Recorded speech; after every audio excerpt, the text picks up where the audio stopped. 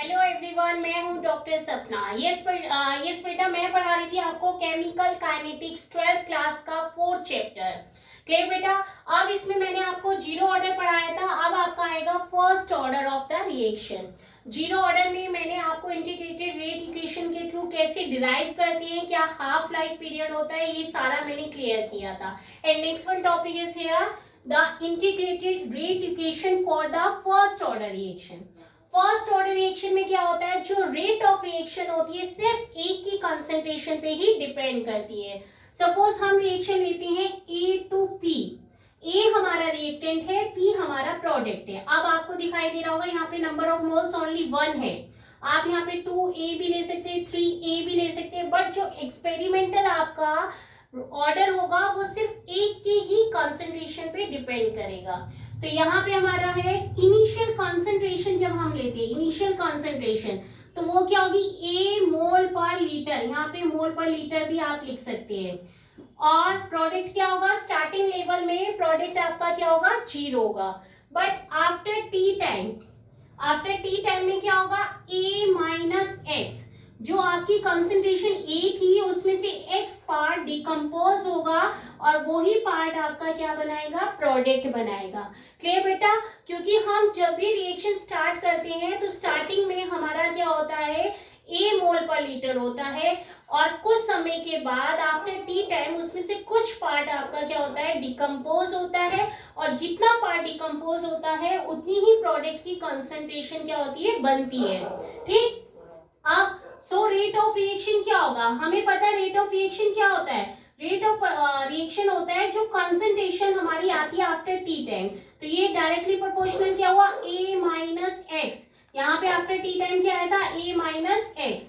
तो dx over dt, यहाँ पे क्या है, dx over dt, this is the rate of reaction of this reaction. तो ये डायरेक्टली क्या है, के ए माइनस एक्स, क्योंकि कॉन्सेंट्रेशन क्या है, ए माइनस एक्स। ठीक बेटा।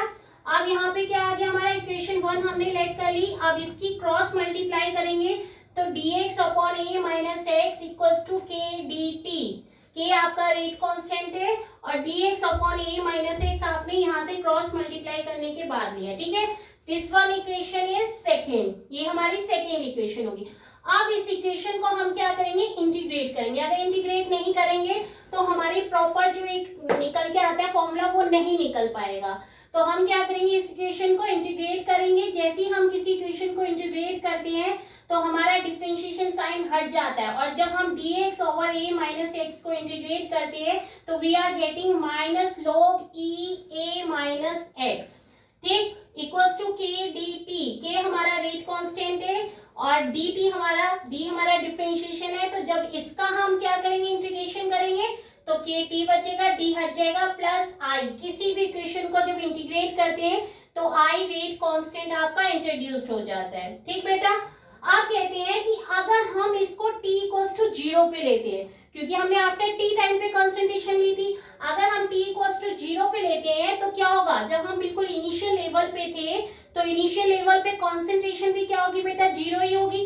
तो यहाँ x इक्वल्स टू क्या आ जाएगा, 0 आ जाएगा। अब यही वैल्यू हम पुट अप करेंगे तो क्या हो जाएगा, x 0 है तो क्या हो गया, minus log e a equals to क्या आ गया, आई, क्योंकि यहाँ पे भी t इक्वल्स टू क्या हो जाएगा, 0 हो जाएगा।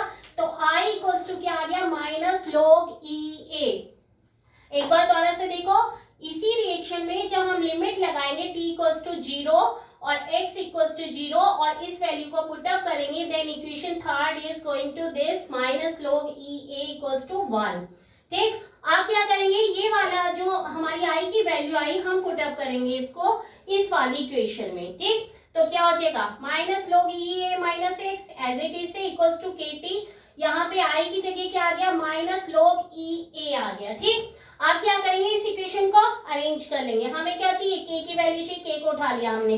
और जब log में हम किसी चीज को लेते हैं तो ये कांस्टेंट वैल्यू 2.303 हमारी आ जाती है अपॉन के टी था, t को यहाँ पे लेके आ गए। ठीक। और log e a ये एज इट इज हमारा था, इसको हम क्या करके ये हमारा क्या आ जाएगा, इसके अपॉन में आ जाएगा। तो log e a upon a minus X. A हमारी इनिशियल कंसंट्रेशन होगी, a minus X after T time concentration होगी। तो फॉर्मूला आपका क्या आया, k equals to 2.303 t log e a upon a minus x। तो यहाँ हमें क्या पता लगा कि जो हमारी कॉन्सेंट्रेशन होती है इनिशियल और अपॉन किसके a माइनस x, वो कहाँ किसके k के इक्वल आएगा। ठीक है, तो ये हमारा फर्स्ट ऑर्डर रिएक्शन निकला है। अब इसी रिएक्शन को हम दूसरे तरीके से भी शो कर सकते हैं कि जैसे हमने यहाँ पे बताया a है, तो a को हम कैपिटल A भी ले सकते हैं। मैं यहाँ पे लिखती हूँ दोबारा से, जो हमने फॉर्मूला डिराइव किया है k equals to 2.303 upon t और log a upon a minus x था। ठीक है बेटा, अगर मैं इसको a को क्या मान लूं, a मान लूं, ठीक है, और इसको कितना मान लूं, a माइनस x को किसमें मान लूं, a नॉट में। इनिशियल कंसंट्रेशन क्या होती है हमारी, a नॉट होती है, ठीक, और आफ्टर टी टाइम कंसंट्रेशन क्या होती है, a होती है, ये पता है सबको। इनिशियल कंसंट्रेशन हमारी ये होगी और आफ्टर टी टाइम कंसंट्रेशन क्या होगी, ये होगी। तो हमारा फॉर्मूला क्या बन जाएगा, वैल्यू पुटअप करेंगे 2.303 upon T log a nought upon a, k equals to क्या आ जाएगा, इस टर्म में भी आपका आ सकता है। ठीक बेटा, तो ये हमारी वैल्यू पुटअप होगी और मैं इसको रफ कर देती हूँ, फिर आपको मैं हाफ लाइफ पीरियड बताती हूँ। ठीक बेटा, यस बेटा, ये जो मैंने अभी आपको डिराइव किया था formula k equals to 2.303 t log a nought upon e, ठीक, initial concentration after T time concentration a। Question CBSE में ये भी आ जाता है कि आपको ग्राफ दिया हुआ है और आपसे पूछेगा कौन सा ऑर्डर है, मतलब आपको ग्राफ देख के ये पता होना चाहिए जीरो ऑर्डर है फर्स्ट ऑर्डर है। ठीक है, तो सपोज हम क्या करते हैं, log a nought upon a है, ये हमारा है, और हम किसके रिस्पेक्ट में ड्रॉ कर रहे हैं, टी टाइम के रिस्पेक्ट में ड्रॉ कर रहे हैं। तो आपका जो स्लोप आएगा वो आएगा k 2.303, और क्या होगा, जितना ज्यादा आप कंसंट्रेशन बढ़ाएंगे उतना ही आपका स्लोप क्या होगा, हमेशा लीनियर में जाएगा, और स्लोप हमेशा क्या होगा, k अपॉन 2.303 के इक्वल आएगा। ठीक, और इसी की तरीके अगर हम log a और अपॉन टी टाइम के वर्सेस अगर प्लॉट करते हैं तो हमारा स्लोप माइनस k अपॉन 2.303 आएगा। ठीक है, ये ध्यान रखना है, जहां पे स्लोप k 2.303 या माइनस k आ रहा है तो वो हमारा क्या होगा, फर्स्ट ऑर्डर का रिएक्शन होगा। ठीक बेटा, और फर्स्ट ऑर्डर में आपके इस टर्म में भी क्वेश्चन आ सकता है कि इनिशियल कंसंट्रेशन ये, आफ्टर टी टाइम कंसंट्रेशन ये है। यही नहीं कि आप a माइनस एक्स देखें कि a माइनस एक्स कहाँ है, वो सीधा क्वेश्चन में ये भी बोल सकता है कि after T time it will be dissociate into this unit, मतलब अगर इनिशियल कंसंट्रेशन आपकी 5 है और बाद में कितनी होगी 3, तो 5/3 आप रखेंगे। ठीक है, और अगर आपसे कह रहा है कि हमारा इतना पार्ट डिसोसिएट हुआ 10% हुआ है, तो 10% के लिए a माइनस एक्स, अब यहाँ पे x पार्ट जो है कितना हुआ है, 10% हुआ है इनिशियल कंसंट्रेशन का, तब आप ये वाला फॉर्मूला जो होता है a upon a minus x वाला वहां पे पुट अप करेंगे। तो बच्चों आपको ये भी पता होना चाहिए कि कौन सा फॉर्मूला किस न्यूमेरिकल की लैंग्वेज पे हम अप्लाई करते हैं। ठीक, तो ये हमारे दो ग्राफ हो गए। अब मैं आपको बता रही हूँ हाफ लाइफ पीरियड। ठीक, इसी के अकॉर्डिंग आ जाएगा आपका हाफ लाइफ पीरियड।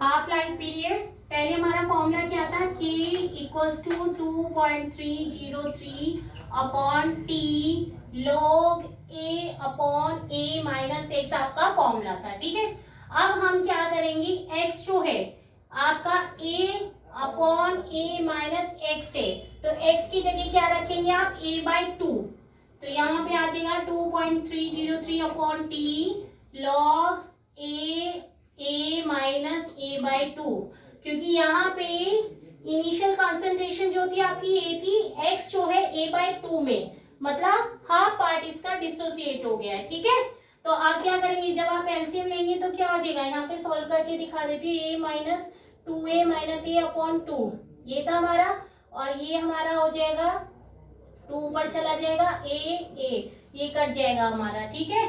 तो यहाँ 2.303 अपॉन टी लॉग 2, ठीक। और जब इसको सॉल्व करेंगे तो सॉल्व करने के बाद आपकी वैल्यू क्या आ जाएगी, ये आ जाएगी आपकी 0.693 अपॉन टी हाफ। और इसी को ही हम क्या ले लें, इसको दोबारा से बताती हूँ। ये बेटा के था ना और ये टी था, तो ये क्या हो जाएगा, टी हाफ हो जाएगा, इसको हम ऊपर ले लेंगे, ठीक। क्योंकि जब हमारा इनिशियल कंसंट्रेशन डिसोसिएट होगी तो हमारा टाइम भी क्या हो जाएगा, टी हाफ हो जाएगा। और के को हम कहाँ लेके आ जाएंगे, इधर लेके आ जाएंगे, ठीक है। तो आपका क्या हो जाएगा, इसको जब हम पूरा एलसीएम लेंगे तो ये हमारा आ जाएगा 0.693 अपॉन के टी हाफ, ठीक। तो ये हमारा आ जाएगा हाफ लाइफ पीरियड, ठीक। तो इसमें क्या होगा, हाफ लाइफ पीरियड, अब आपको दिखाई दे रहा है कहीं पे भी कंसंट्रेशन आ रही है, तो half life period is not dependent on the initial concentration, तो हाफ लाइफ आपकी डिपेंड नहीं करेगी, ठीक है। एक और टॉपिक है आपका, अब जीरो ऑर्डर हो गया, फर्स्ट ऑर्डर हो गया, और उसके बाद एक हमारा कॉन्सेप्ट रह रहा है इसी से रिलेटेड, फर्स्ट ऑर्डर से रिलेटेड, स्यूडो मॉलिक्यूलर रिएक्शन। इसमें हम एग्जांपल देते हैं C12H22O11 प्लस H2O हाइड्रोलिसिस करेंगे, ठीक, H आयन की प्रेजेंस में, ये आपका डिसोसिएट होगा C6H12O6 प्लस C6H12O6, मतलब ग्लूकोज और फ्रक्टोज, ठीक है। तो इसका जो रेट होगा, रेट जो डायरेक्टली प्रोपोर्शनल होगा वो C12H22O11 की कॉन्सेंट्रेशन पे डिपेंड होगा। तो रेट हमारा क्या आ जाएगा, कि C12H22O11। अब मैं आपको समझाती हूँ। स्यूडो का मतलब होता है फॉल्स, स्यूडो का मतलब कि हमारी रिएक्शन ट्रूली फर्स्ट ऑर्डर को फॉलो नहीं करेगी। ट्रूली का मतलब क्या हुआ कि ये हमें रिएक्शन, यहाँ पे एक मॉलिक्यूल दिख रहा है, यहाँ पे भी हमें एक मॉलिक्यूल दिख रहा है, देखने से तो ये क्या लग रही है, बाई मॉलिक्यूलर लग रही है। क्या लग रही है बेटा, बाई मॉलिक्यूलर। अगर आपको कोई रिएक्शन देखने से बाई मॉलिक्यूलर लग रही है, बट एक्सपेरिमेंटल जब हम फाइंड आउट करेंगे तो उसकी कंसंट्रेशन ओनली वन की ही कंसंट्रेशन पे डिपेंड करेगी। क्यों करेगी, क्योंकि अगर हम इसमें बात करें तो इसकी कंसंट्रेशन में कोई भी चेंजेस नहीं आएगा। ऑर्डर क्या होता है, ऑर्डर होता है कि एक्सपेरिमेंटल जिसकी कंसंट्रेशन में चेंज आता है वो हमारा ऑर्डर ऑफ रिएक्शन को डिफाइन करता है। तो हमारा एक्सपेरिमेंटल किसकी कंसंट्रेशन में चेंज आया, only one molecule of sucrose. तो सुक्रोज के ओनली वन मॉलिक्यूल की कंसंट्रेशन में चेंज आया, but it looks like a by molecular, but really में अगर हम एक्सपेरिमेंटली फाइंड आउट करें तो ये सिर्फ एक की ही कंसंट्रेशन पे डिपेंड करेगी, ठीक बेटा। तो यहाँ पे स्यूडो फॉल्स और मॉलिक्यूलर मतलब फर्स्ट ऑर्डर को शो करेगी, जो ट्रूली फर्स्ट ऑर्डर को शो नहीं करता है,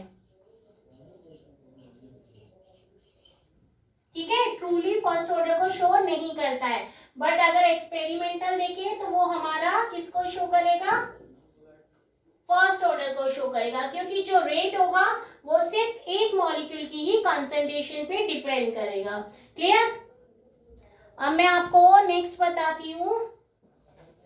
अब आपका जीरो फर्स्ट ऑर्डर ये सारा कंप्लीट हो गया। अब मैं आपको एक न्यूमेरिकल देती हूँ। यस बेटा, ये आपका न्यूमेरिकल है। पहले मैं इसको थोड़ा सा रीड करती हूँ जिससे आपको थोड़ा सा पता लगे क्या पूछ रहा है। A first order reaction has a rate constant. Rate constant आपका कितना है, 1.15 into 10 के power -3 second. How long will 5 gram of this reactant take to 3 gram? तो क्वेश्चन से सीधा पता लग रहा है कि रेट कांस्टेंट आपको दिया है और कह रहा है 5 ग्राम से 3 ग्राम रिड्यूस होने के लिए कितना टाइम लग रहा है, ठीक है। हाउ लॉन्ग, तो यहाँ पे हमें पता है कि आपका फॉर्मूला क्या होता है, k equals to 2.303 upon T log A not upon A. ठीक है, तो अब यहाँ पे t इधर ले आएंगे, t इक्वल्स टू 2.303। अब वैल्यू k हमें कितना है, कितना मिला है 1.15 इंटू 10 की पावर -3, ये पहले ही आप लिख के रख लेंगे। ठीक है, फिर ए नॉट कितना है आपके पास, ए नॉट है 5 ग्राम और ए रिड्यूस होके, यही चीज मैं आपको बता रही थी, इनिशियल कितना है और आफ्टर रिड्यूस होने पे ये फॉर्मूला आपका अप्लाई होगा। तो रिड्यूस होके कितना बन गया ये 3 ग्राम। ठीक, अब सीधा वैल्यू पुटअप करनी है आपको 2.303 टी, के कितना दिया है 1.15 इंटू 10 की पावर -3। ठीक, अब लोग ए नॉट क्या है ये भी पता होना चाहिए, इनिशियल कंसंट्रेशन, और इनिशियल कितनी होती है, हमेशा ज्यादा ही होती है 5 ग्राम। ठीक, और यहाँ पे कितना आ गया 3 ग्राम।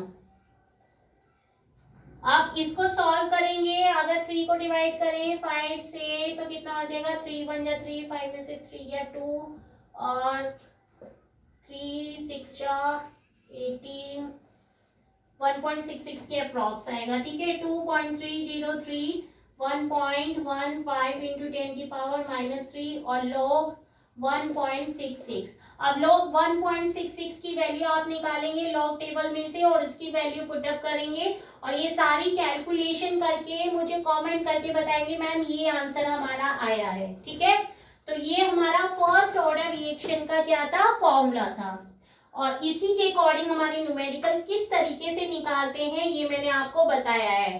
ठीक, अब आपका आएगा कि यूनिट क्या होती है। अगर मैं इसी की बात करूं कि इसकी यूनिट क्या होगी, जैसे क्वेश्चन आ जाता है what is the unit of first order reaction, तो फर्स्ट ऑर्डर रिएक्शन की यूनिट क्या होगी ये भी मैं बता देती हूँ। फॉर्मूला, हमेशा फॉर्मूला ध्यान रहेगा तो अपने आप यूनिट भी निकल जाएगी, T log A not upon A. ठीक है, तो क्या हो जाएगा हमारा, मोलर कंसंट्रेशन होती है, जब भी कोई भी हमें कंसंट्रेशन दी होती है molar concentration upon T time, molar concentration लेते हैं मोल। अब ये देखिए यहाँ पे भी मोलर कंसंट्रेशन है, यहाँ पे भी मोलर कंसंट्रेशन है, तो मोलर कंसंट्रेशन किसमें है, मोल पर लीटर, और ये हमारा हो गया सेकेंड में, और ये हमारा मोल पर लीटर में। मोल पर लीटर आपका कट गया, आपकी यूनिट आ गई सेकेंड इनवर्स। तो फर्स्ट यूनिट की, फर्स्ट ऑर्डर रिएक्शन की यूनिट सेकेंड इनवर्स। ठीक बेटा, और जो जीरो ऑर्डर की थी, जीरो ऑर्डर की क्या थी हमारी, मोलर कंसंट्रेशन अपॉन टाइम था, और मोलर कंसंट्रेशन मोल पर लीटर हो गया, और टाइम किसमें आ गया हमारा, सेकेंड इनवर्स में। ठीक, तो ये इसकी यूनिट आ गई जीरो की। ठीक, और ग्राफ का भी पता होना चाहिए, ग्राफ किस तरीके से निकाल रहे हैं, उसमें हमारा कंसंट्रेशन जीरो ऑर्डर में पैरेलल होती है, और इनिशियल जो हमारा फर्स्ट ऑर्डर रिएक्शन है इसमें लीनियर ग्राफ आता है, के 2.303 के स्लोप के इक्वल आता है। तो ये सारी चीजें आपके माइंड में बिल्कुल क्लियर होनी चाहिए। तो आई होप सभी को अच्छे से समझ में आया होगा। थैंक यू सो मच बेटा।